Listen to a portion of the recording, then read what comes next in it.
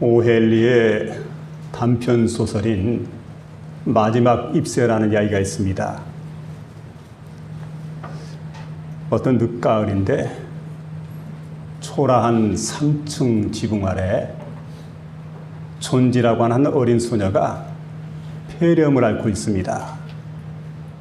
근데 문제는 폐렴이라고 하는 그 질병보다 그 마음속에 삶의 의욕을 다 잃어버리고 희망을 다 잃어버린 그런 상태에 있었기 때문에 그는 이렇게 자신이 있는 병실 바로 맞은편에 있는 그 담장을 바라다보면서 담장 위에 담쟁이 넝쿨이 가득히 뻗쳐 있는데 그 잎사귀가 한 잎 떨어지는 걸 바라보다가 아마 저 잎사귀가 다 떨어지게 되면 내 생명도 끝이 날 거라고 그렇게 생각을 했습니다. 그러니까 언니 수호가 존재에게 이렇게 얘기를 합니다. 야, 담쟁이 넝쿨 떨어지는 거하고 네 생명하고 무슨 연관이 있느냐. 절대 연관이 없는 거라고. 그런데 존재는 막무가내입니다. 아니야 언니, 저 잎사귀가 다 떨어지고 나면 나는 내 생명은 끝날 거라고. 겨울이 가까우자 이 담쟁이 넝쿨이 자꾸 떨어지더니 결국 마지막 잎새 하나만 딱 남아 있습니다. 그 마지막으로 남아있는 마지막 잎새 그 하나만 남아있는데 근데 그날 밤에 몹시도 바람이 많이 불었습니다. 세찬 바람이 불었는데 다음날 되었을 때 이제 마음속으로 생각을 합니다. 존재가 생각하기를 틀림없이 어젯밤에 강한 바람이 불었기 때문에 마지막 남은 잎새도 떨어졌을 거라고. 그런데 궁금해가지고 그 카튼을 좀 열어달라고 부탁을 합니다. 이 카튼을 활짝 열어놓고 그리고 이제 바라봤더니 떨어진 줄만 생각했던 마지막 잎새가 아침 햇살에 찬란하게 빛이 나고 있습니다. 참 이상하다. 근데 더 놀라운 것은 다음 날도 그 다음 날도 또 그 다음 날도 그 잎사귀는 떨어지지 않고 그대로 보존되어 있습니다. 그 잎사귀 마지막 잎새의 강인한 생명력을 바라보고 있다가 존재가 삶의 의욕을 되찾게 되고 희망을 되찾아서 결국은 자신의 질병과 투병을 해가지고 살아나게 되었다는 그와 같은 얘기인데 여러분 그런데 놀라운 일은 이미 바람이 세차게 불던 날 마지막 잎새가 떨어졌다는 거지요. 근데 거기에 빛나고 있었던 마지막 잎새는 뭘까? 1층에 살고 있던 무명화가였던 병원 할아버지가 있는데 이 할아버지가 이 사실을 알고 담장에 가가지고 담쟁이 넝쿨을 갖다가 예쁘게 그려놓았던 겁니다. 그러니까 강인한 생명력을 가졌던 그 담쟁이 잎사귀는 마지막 잎새는 이미 떨어지고 없었던 거고 거기 붙어있는 잎새는 대어문 할아버지의 작품이었던 겁니다. 여러분 세상 살다 보면은 존지처럼 삶의 의욕을 잃어버리고 삶의 희망을 잃어버리는 그래서 절망과 좌절감 속에 빠져있는 수많은 사람들이 우리 곁에 있다는 걸 우리가 알아야 됩니다. 우리는 그들에게 여러분 좋은 배움은 할아버지와 같은 그런 목사가 되어주고 그런 성도가 되어주게 되고 그런 교회가 되어주고 그런 가정이 되어주고 그렇게 해서 여러분 절망과 좌절 속에 있는 그 많은 사람들에게 삶의 희망과 의욕을 북돋아주는 저와 여러분 될 수 있기를 주의 이름으로 부탁을 드립니다. 근데 오늘 그 본문의 말씀 보면 1세기에 데살로니가 교회가 있는데 이 교회가 바로 배움은 할아버지와 같이 당시 세상의 모든 사람들이 삶의 희망과 의욕을 잃어버렸는데 그들에게 삶의 희망과 의욕을 불태워줬던 그와 같은 중요한 일을 감당했던 교회가 데살로니가 교회였음을 본문은 우리에게 소개해주고 있습니다. 자, 여러분 이 교회는 어떻게 탄생했을까요? 사도 바울이 복음을 전할 때 1차 전도여행을 성공적으로 마치고 2차 전도여행을 떠나게 될 때 이제는 1차 전도여행 때 함께했던 바나바가 함께하지 않습니다.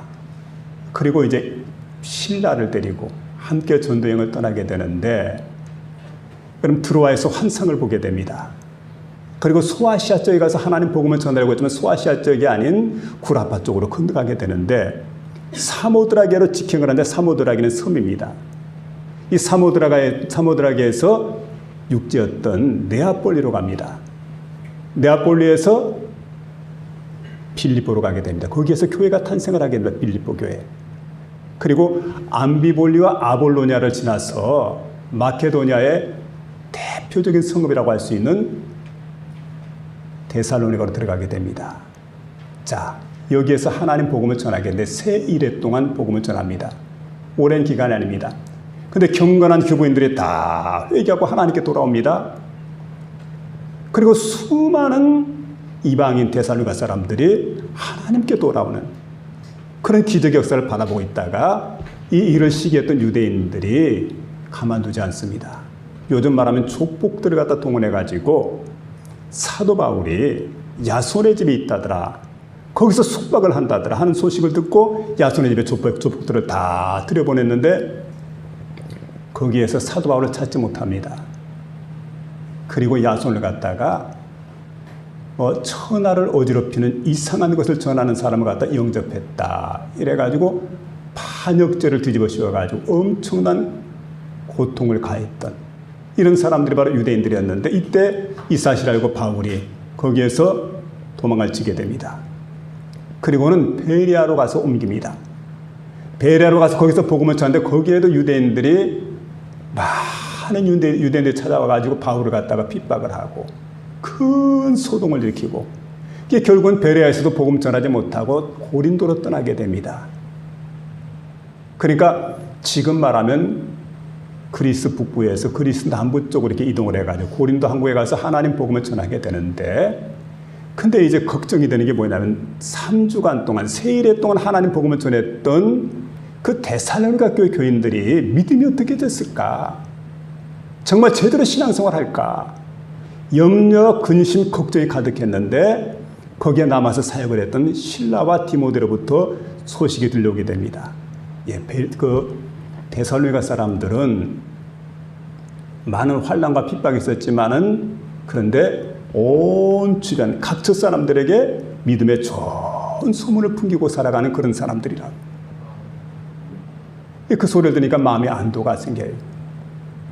안도의 한숨을 쉬게 되죠.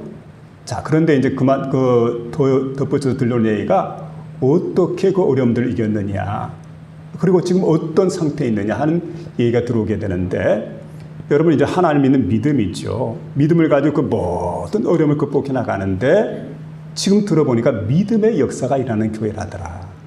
사랑의 수고가 넘치는 교회라더라. 그리고 또 한 가지는 그리스도 예수께 대한 소망의 인내가 가득히 넘치는 교회라더라. 그래서 그 마케도냐 지역뿐만 아니라 아가에 있는 모든 교회에게 본을 끼치는, 본이 될 만한 그런 교회로 이렇게 성장하고 있는 그 교회가 바로 오늘 본문에 있는 데살로니가 교회였다는 사실이죠. 그래서 바라기는 저와 여러분이 섬긴 우리 교회가 바로 본이 되는 그런 아름다운 교회가 될 수 있기를 주의 이름으로 부탁을 드립니다. 아멘. 그럼 여러분, 본이 되려고 하면 어떤 부분에 본이 되어야 되냐? 첫째로 따라해 봅시다. 믿음의 역사를 일으키는 교회.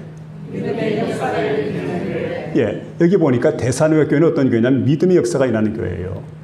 믿음의 역사와 이렇게 말하고 있는데, 이 데살로니가 교회가 예수를 믿은 지 얼마 되지 않았지만, 근데 여러분 그리스도 예수에 대한 그 믿음을 확실히 받고 난 다음에 확실한 신앙을 그들이 소유하게 되었습니다. 그리고 그 믿음으로 일관해 나가게 될 때 믿음을 붙들고 나갔더니 역사가 일어났다는 사실이죠. 그래서 데살로니가 교회는 믿는 자의 본이 되는 교회, 그리고 믿음의 소문이 각처에 퍼지게 되었다.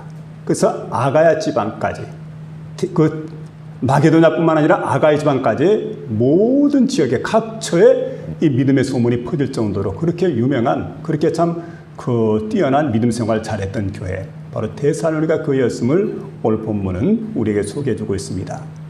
그들의 신앙은 초보적인 신앙이었습니다. 그리스도 예수를 영접한 지 얼마 안 됐던 갓 예수를 믿게 된 그런 신앙이었는데, 그들의 믿음으로 일관해 나갈 때 여러분 그 믿음이 역사를 일으켰다는 거죠. 그러니까 강조점이 어디냐면 믿음의 강조점이 있는 게 아니라 역사의 강조점이 있는 거예요. 믿음의 결과가 나타났는데 엄청난 역사가 그들 가운데 일어났다. 이와 같은 말씀입니다.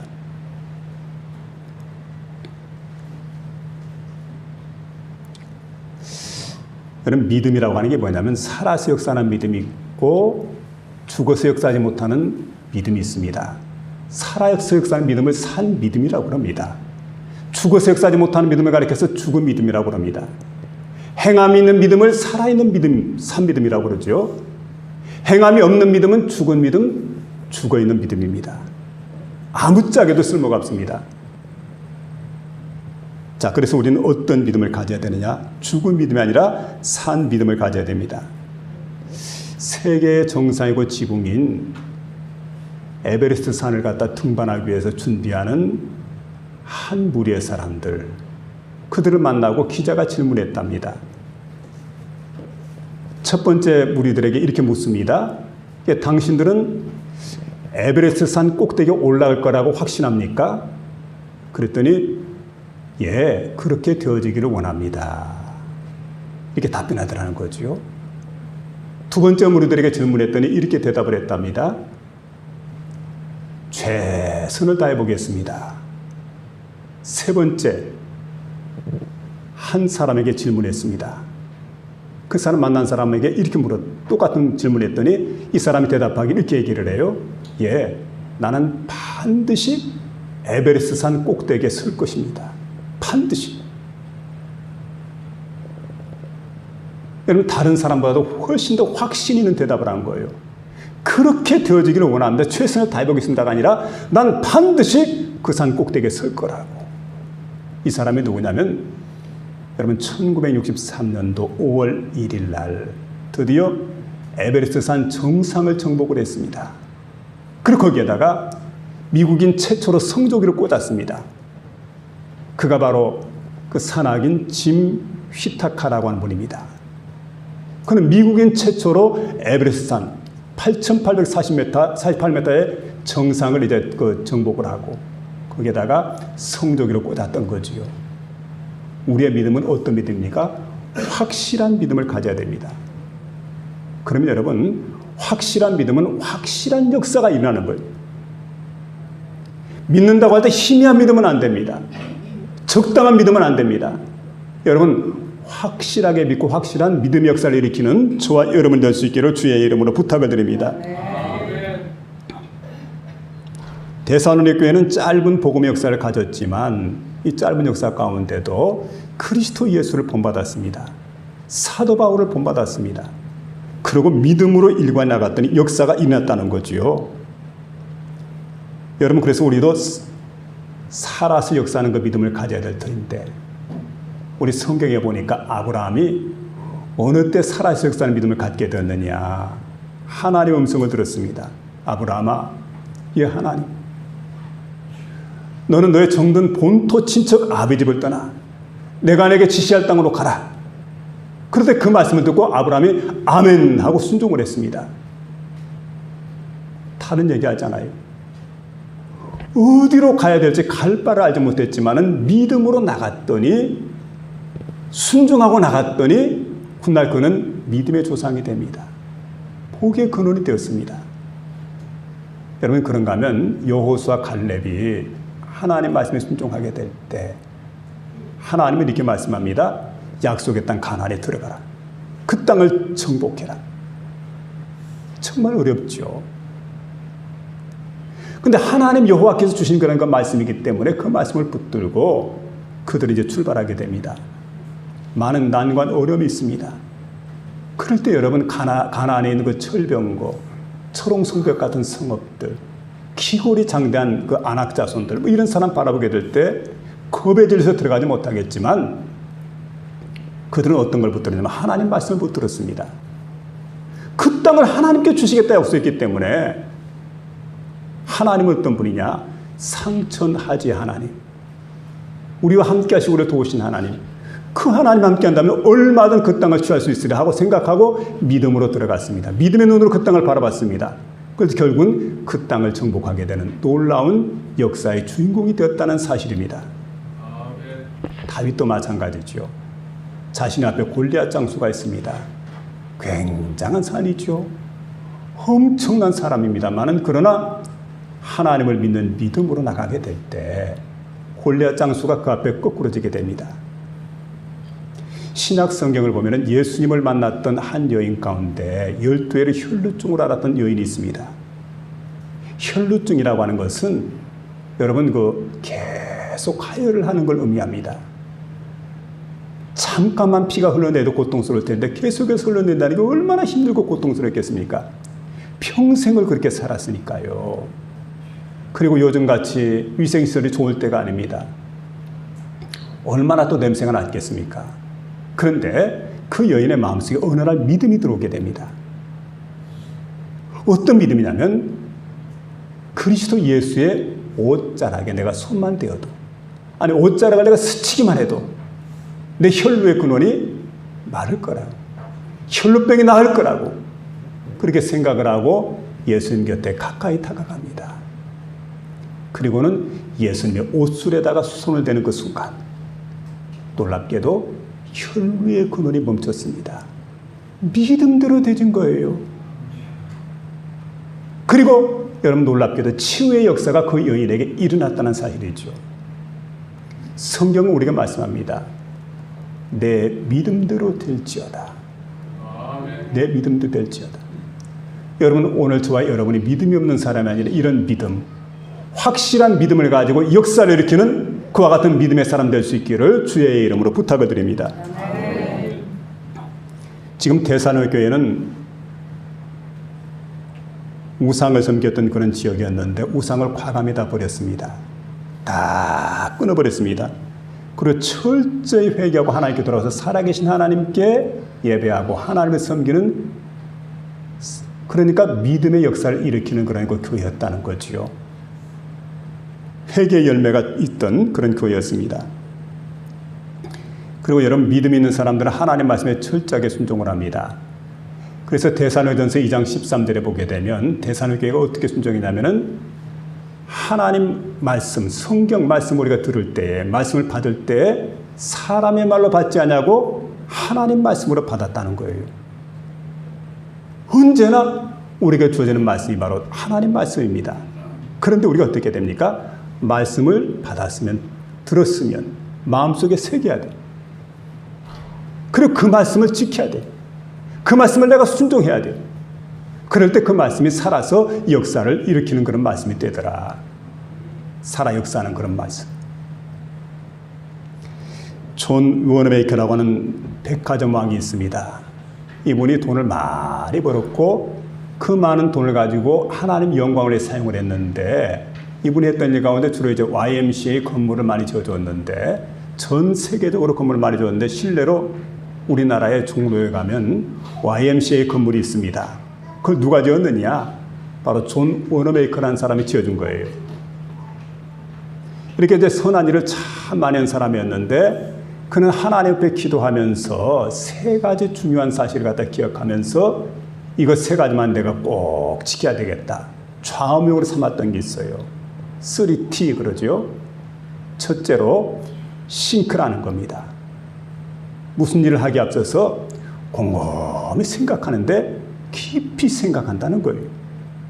적당히 그 일을 하는 게 아니고 갑자기 그 일을 하는 게 아니고 깊이 한다는 거죠. 그 다음에는 트라이입니다. 이 뭐냐면 올바른 일이라고 결정이 되는 그 순간 그 일을 특시로 시도하는 겁니다. 티로 미룰 리가 없다는 거죠. 세 번째는 트러스팅 갓입니다. 무슨 얘기하면 하나님을 신뢰한다는 거예요. 하나님을 의지한다는 거예요. 어떤 사람은 인간의 노력이면 다 된다고 생각하는데 인간의 힘으로 노력으로 능력으로 안 되는 경우가 있다는 거죠. 그 생각하기를 이럴 때 내가 내 힘과 능력, 내 노력이 아니라 하나님을 전적으로 의지해야 되겠구나. 하나님을 전적으로 신뢰해야 되겠구나. 그리고 하나님을 붙들고 나갔던 거지요. 그래서 이분이 여러분 세계적으로 믿음의 역사를 일으켰던 훌륭한 믿음의 사람이 될 수 있었던 비결이 어디에 있었느냐? 이 세 가지의 실천 가운데 나타나더라. 그는 그렇게 이제 고백을 하고 있습니다. 여러분 하나님 말씀을 들을 수 있길 바랍니다. 마음속에 새길 수 있길 바랍니다. 이 계시의 말씀을 읽는 자와 듣는 자와 그 가운데 기록된 것을 지키는 자는 복이 있나니 때가 가까움이라. 계시록 1장에 주시는 말씀이죠. 여러분 언제나 하나님 말씀을 마음속에 새기고 그 말씀 그대로 살아서 여러분의 삶 속에 하나님 말씀을 통한 역사가 끊임없이 일어날 수 있기를 주의 이름으로 축원합니다. 두 번째는 사랑의 수고가 나타나는 교회였는데, 데살로니가 교회는 참 사랑을 많이 받은 교회입니다. 그래서 4절 말씀 보니까 하나님의 사랑하심을 받은 형제들아 너희를 택하심을 아노라 이렇게 말씀해 주고 있는데, 여러분 하나님의 사랑하심을 받은 데살로니가 교회, 근데 하나님께서 주도적으로 사랑해 주었다는 거지요. 그래서 여러분 그 사랑 가운데 있음을 안다. 데살로니가는 많은 사랑을 받았기 때문에 내가 받은 사랑을 갖다가 감당할 길이 없는 거예요. 우리가 어느 날 나는 몰랐는데 내가 얼마나 사랑을 받은 존재인가, 얼마나 은혜를 받은 존재인가를 내가 깨닫게 되죠. 그래서 여러분 그때 기록한 찬송식 가운데 이런 게 있습니다. 하늘을 두루마리 삼고 바다를 먹물 삼아서 그 크신 하나님 사랑 다 기록한다 해도 다 기록할 수가 없다. 하나님의 사랑이 크다는 거죠. 하나님의 은혜가 넘친다는 거죠. 그래서 여러분 시편 116편 12절에 여호와께서 내게 주신 은혜를 내가 무엇으로 보답할꼬, 이게 다윗의 고백입니다. 그만큼 큰 은혜를 받았어요. 그만큼 큰 사랑을 받았다는 거지요. 그러니까 내가 받은 사랑과 은혜가 주체할 수 없을 정도로 많은데, 여러분 그래서 내가 하나님을 위해서 수고해야 되겠구나. 근데 수고하면서 생각해 보니까 내가 수고한다고 했지만 하나님 받은 바 은혜에 비교한다면, 받은 바 사랑에 비교한다고 한다면 빙산의 일각에 불과해요. 하나님, 난 너무 많은 은혜를 받았습니다. 난 너무 큰 은혜를 받았습니다. 하나님 내가 이 많은 은혜를 받았기 때문에, 이 많은 사랑을 받았기 때문에 수고하는 게 마땅한 줄 압니다. 하나님 일할 때, 이런 마음을 일할 때 원망이 사라지고 불평이 사라지는 거지요. 받은 바 은혜를 해야 되는 겁니다. 하나님 사랑에 감전된 사람은 그렇습니다. 여러분, 하나님을 위해서 모든 것을 드리고 모든 것을 다 섬긴다 해도 늘 부족한 마음이에요. 그래서 우리 교회를 보면은 사랑에 감전된 사람들이 많아지고 사랑의 수가 넘치는 그런 교회가 되어야 될 터인데, 여러분 이제 우리 하나님의 교회를 보면은 물질로 이렇게 늘 봉사하는 충성스러운 성도들이 있습니다. 쉽지 않죠. 여러분 물질을 하나님께 드린다는 것이 요즘 물질의 시대 아닙니까? 근데 아낌없이 이걸 뚝 떼가지고 하나님께 드린다는 게 쉽지 않는데, 물질을 기꺼이 하나님께 드린 사람이 있습니다. 그래 주께서 쓰시겠다고 할 때 내게 필요한 것인데 불구하고 하나님께 선뜻 드리는 분들이 있어요. 얼마나 귀합니까? 그리고 그 아까운 시간을 하나님께 드리고 자신의 몸을 하나님께 헌신되게 드립니다. 그렇게 헌신하는 사람이 있어요. 여러분 이게 쉽지 않는데 어떻게 그 일이 가능합니까? 내가 받은 사랑을 내가 헤아렸기 때문에, 내가 받은 은혜를 내가 하나님께 헤아렸기 때문에. 내가 누구냔 말이에요. 내가 어떤 존재였냔 말이에요. 근데 내게 주신 은혜가 있고 내게 주신 사랑이 있는데 한눈 팔 수가 없죠. 주님, 남은 생에 날 위해 살지 않겠습니다. 주를 위해 살겠습니다. 기꺼이 내가 주님 앞에 드리겠습니다. 헌신하겠습니다. 이렇게 나오는 사람들. 근데 늘 충성하고 봉사하고 헌신해도 부족하다는 거지요. 하나님 부족합니다. 내가 받은 은혜가 넘칩니다. 그래서 여러분 시편기도 다윗은 이렇게 고백을 합니다. 나의 잔이 넘치나이다. 내 잔이 넘치는 거죠. 수고할 때 동기는 오직 사랑입니다. 내가 그만큼 사랑을 많이 받았기 때문에 수고한다는 거지요. 어떤 교회에 교회당을 짓고 있는 사람들이 있었는데 가서 보니까 조적, 벽돌 쌓는 일이죠. 그 벽돌 쌓는 일 하고 있는 그 조적공들에게 물었습니다. 아니 지금 벽돌을 쌓고 있는데 자, 이 일을 왜 합니까? 이 일을 하는 목적이 뭡니까? 첫 번째 사람에게 물었더니 이 사람이 이렇게 대답을 합니다. 예, 내가 처자식 때문에 이 고생합니다. 뭐 처자식 아니라면 이 고생할 필요가 없죠. 그러니까 이 사람은 일을 고생으로 생각을 합니다. 그리고 인생을 살아갈 때 참 피곤하게 살아가는 그런 사람입니다. 여러분, 예배당 짓는 일, 이 교회당 짓는 일 갖다가 그는 노동으로 생각을 해요. 그리고 수고의 대가를 지금 바라고 있습니다. 이게 그가 예배당을 짓는 목적이에요. 근데 두 번째 사람에게 물었습니다. 그랬더니 질문한 사람을 빤히 쳐다보고 있다가 이렇게 얘기를 하는 겁니다. 내가 지금 이 일을 하고 싶어서 한 줄 압니까? 죽지 못해 일을 하지요. 인생의 패배주의자입니다. 일을 할 때 억지로 하는 사람입니다. 이런 사람들에게 일을 맡기면 참 위험해요. 부실공사하기 십상입니다. 그리고 언제나 가는 곳마다 불평, 불만을 터뜨릴 사람입니다. 그리고 주변에서 이렇게 공사하는 사람들, 그들에게 공포적 분위기를 갖다 만들어내는 이런 사람들입니다. 자, 그러니까 대단히 위험한 그런 사람이죠. 근데 세 번째 사람을 만났습니다. 그랬더니 무슨 목적으로 이 성전에 지금 건축을 하고 있습니까? 예배당을 짓고 있습니까? 하고 물으니까 그가 이렇게 대답합니다. 예, 저는 지금 가장 아름다운 성전 건축하는 일, 요즘 말하면 예배당 건축하는 일이죠.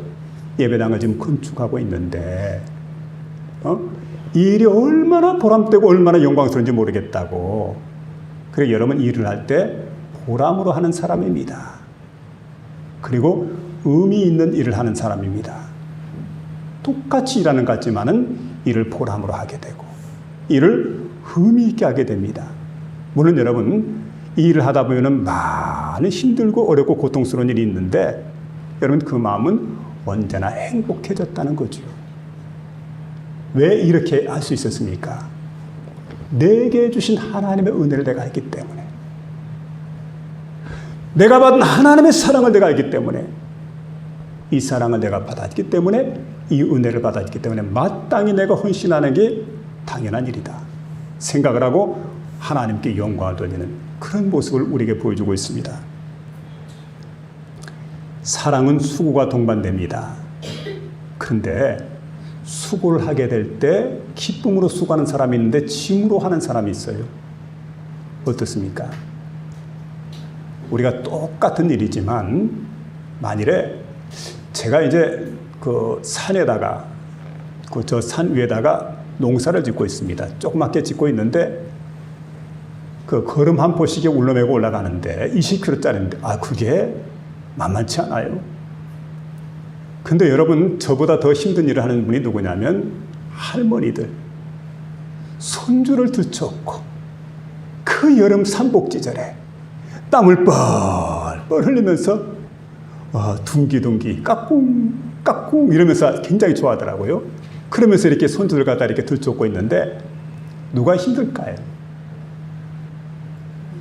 제가 하는 일 여러분 어떻게 보면 즐겁게 해야 되는데 그렇게 못해요. 노동으로 생각하니까 그 일이 힘들어요. 할머니들은 노동이 아닙니다. 사랑입니다. 어떻습니까 여러분? 수고하는데 사랑으로 수고하니까 그 일이 어렵지 않고 힘들지 않더라는 거죠.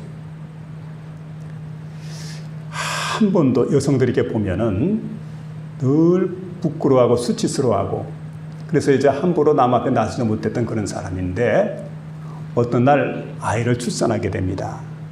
출산하게 되면 그 다음부터는 부끄러운 게 사라져요. 사람들 보든 말든 간에 가슴을 열어젖히고 그리고 아이를 젖을 먹이게 됩니다.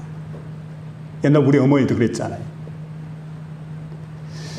그리고 평생 더러운 냄새에 맡기를 싫어했던 아가씨였는데 결혼하고 출산하고 아이를 갖더니 그 다음부터는 똥을 그냥 손으로 만져요. 그리고 막 가서 냄새를 맡아보기도 하고. 걸레 한번 평생 빨아보지 않았는데 아이 옷에 묻어있는 변을 갖다가 막 빨아제끼죠. 근데 그 일이 가능한 건 뭘까요? 내가 사랑하기 때문에 얼마든 수고도 가능하고 얼마든 희생도 가능하다는 거예요.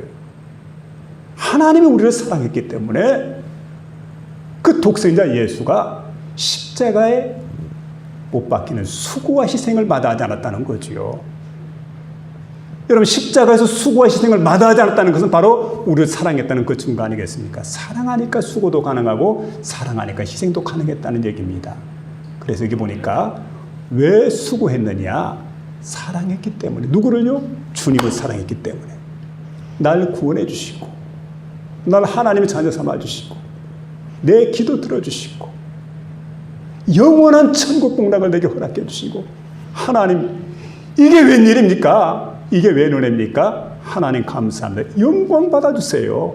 이러고 나오는 사람들, 바로 데살로니가 교인들인데 저와 여러분이 바로 그와 같은 성도들 될 수 있기를 주의 이름으로 부탁을 드립니다. 마지막 세 번째는 따라합시다. 소망의 인내가 나타나는 교회. 예, 이런 교회인데 데살로니가 교회는 많은 핍박을 받았지만 소망으로 인내하는 그런 교회였습니다. 소망으로 인내하는 교회. 근데 그들의 소망을 보니까 하나님 나라입니다. 근데 요즘 믿음의 사람들이 하나님 나라의 소망을 두지 않고 현실적인 것만 바라보고 살아갈 때가 있어요. 그리고 그들의 인사를 보면 어떤 인사였냐면은 마라나타입니다. 주님 곧 오십니다. 이게 그들의 인사인데 요즘 인사한 걸 들어보면은 부자 되세요, 복 많이 받으세요, 건강하세요. 교회에서도 이런 거 시키더라고요. 여러분 인사합시다 해놓고 부자 되세요. 이거 조금 문제가 있죠. 자, 그런데 초대교인들은 마라나타입니다. 주님 다시 오십니다. 글쎄 여러분, 초대교회가 세상을 변화시켰던 결정적인 원인은 바로 여기에 있어요. 주님 다시 오십니다. 오늘의 하나님의 교회가 부흥되는 결정적인 원인이 됐습니까? 주님이 다시 오십니다. 여러분, 재림신앙으로 이와 같은 종말신앙으로 무장하는 저와 여러분 될 수 있기를 부탁을 드립니다. 믿음이 좋은 권사님이 계셨습니다. 어떤 날 몸이 좋지 않아가지고 병원에 갔더니 암이라는 진단을 받게 됐습니다. 근데 가족들과 같이 갔기 때문에 자신은 몰라요. 가족들은 압니다. 근데 병실에 있다가 어느 날 이렇게 귀를 밖에 나가는데 우연찮게 밖에서 왁자지껄한 소리가 들려오는데 조용히 또 조용해진 소리가 또 들려오더니 가족들의 대화하는 소리가 들려옵니다. 들어보니까 자신이 암이라는 소식을 가족들이 지금 이야기하고 있습니다.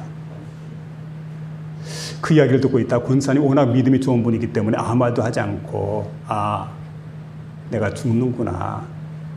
인생을 정리해야 되겠구나. 이렇게 생각을 하고 그래서 이제 생각을 했던 게 뭐냐면 죽음을 준비하면서 만날 사람 만나고 용서받을 사람 용서받고 용서할 사람 용서하고 그리고 또 편지도 쓰게 되고 거기다가 여러분 빚진 사람들 자신이 빚 갚지 못한 것이 많이 있었는데 이 빚도 다 청산하게 되고 약속을 아직까지 지키지 못한 것 생각하면서 약속을 다 지키고 그러고 이제 유언도 작성을 하게 되고 유언도 하고 유언장도 작성을 하게 되고 유산도 다 정리를 하고 모든 걸 다 정리를 했어요. 그런데 이상하게도 몸이 나빠지질 않습니다. 그 참 이상하다. 내가 암이 걸렸으면 또 말기암이라고 한다면 곧 죽어야 되는데 왜 이럴까? 다른 병원에 가서 자세히 진단을 해보니까 오진이라는 거, 오진. 안도의 한숨을 쉬었지만 이제 그때 담임 목사님이 이렇게 묻습니다. 권사님, 아니 진단 오진이 나와가지고 그동안에 인생 정리한다고 모든 돈을 썼을 텐데 억울하지 않습니까? 그때 권사님이 이렇게 답변합니다. 억울하다니요. 절대 억울하지 않다고. 내가 그동안 인생을 살아오면서 최근 그러니까 몇 달 동안 내게 주어졌던 이 인생만큼 가장 뜻깊고 보람되게 인생을 살아본 적은 내 인생 가운데 한 번도 없다고. 앞으로 남은 생에도 이렇게 살기를 원한다고. 여러분, 그런 생이 뭡니까? 종말 신앙이에요. 재림 신앙이에요. 마라나타 신앙입니다. 여러분, 주님 반드시 다시 오십니다. 나는 주님께로 갈 겁니다. 주님 먼저 오실지 내가 주님께로 먼저 갈지는 알 수가 없습니다. 그러나 분명한 것은 우리는 주님 앞에 선다는 사실, 그리고 하나님의 심판대 앞에 서게 된다는 그날을 우리가 생각하면서 오늘을 살아가야 돼요. 그럴 때 우리의 삶의 모습은 달라지게 됩니다. 여러분, 소망의 인내를 가지고 살아가는 사람들이 바로 이와 같은 사람들. 주님 앞에 서게 될 때 어떤 자세가 세워지게 될 것인가? 바로 그와 같은 말씀이죠. 여러분, 소망 중에 인내하면서 하나님 때를 기다리시길 바랍니다. 그 속에 하나님 나라가 임하게 됩니다. 하나님 나라의 부흥이 임하게 됩니다. 말씀을 마치려고 합니다. 워싱턴 대학에 있는 두 교수가 있는데, 멜초프와 무어라고 하는 교수인데, 이 두 분이 신생아를 대상으로 이렇게 실험을 했더랍니다. 태어난 지 이틀밖에 안 되는데 한 40명 정도 되는 그 신생아이들인데, 이 아이들 갖다가 신생아실 옆에 있는 조그만 방으로 이제 장소를 옮겼어요. 그리고 한 20초씩 간격으로 8분 동안 이렇게 실험을 하게 되는데, 실험맨들이 들어갑니다. 실험한 사람 들어가가지고 두 가지만 했대요. 한 번은 고개를 흔드는 도래질, 한 번은 혀내 밀기. 20초씩 계속 그걸 반복을 했는데 아이들의 동태를 살피는 겁니다. 혀내 밀기를 했더니 아이들이 따라서 혀를 내미는 겁니다. 그리고 도래질을 했더니 도리도리 소리질을 했더니 도리질을 따라합니다. 여러분, 이걸 뭐라고 합니까? 모방이래요, 모방. 사람은 다른 사람의 행동에 자극을 받아서 유사한 행동을 하는 모방 본능이 있다는 겁니다. 누구를 모방하느냐, 여기에 따라서 인격이 결정이 되더라고요. 누구를 모방하느냐.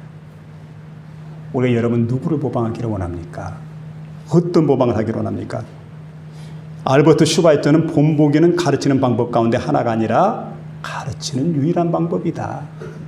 그래서 본을 보여야 된다는 거예요. 성경 읽는 것, 기도하는 것, 본 보여야 됩니다. 예배하는 것, 본 보여야 됩니다. 이웃 사랑하는 것, 본 보여야 됩니다. 그러면 따라합니다. 우리 믿음의 사람은 그리스도 예수의 본을 받아야 됩니다.